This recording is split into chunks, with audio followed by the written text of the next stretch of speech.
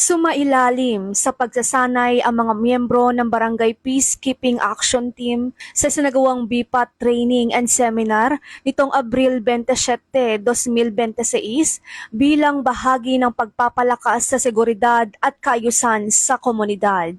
Pinangunahan ng aktibidad ng Divilacan Police Station, katuwang ang lokal na pamahalaan at iba't ibang ahensya.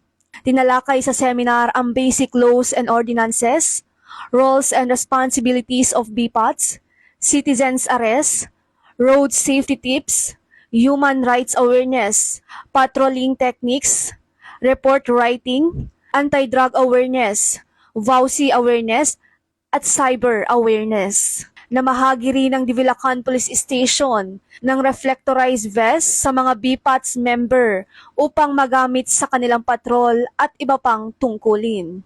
Ayon kay Police Colonel Manuel B. Bringas, Provincial Director ng Isabela PPO, ang pagpapalakas ng kakayahan ng ating BPATs ay mahalagang hakbang upang mas mapanatili ang kapayapaan at seguridad sa bawat barangay. Sila ang ating katuwang sa unang linya ng komunidad, kaya't nararapat lamang na sila ay handa, maalam at laging aktibo sa paglilingkod.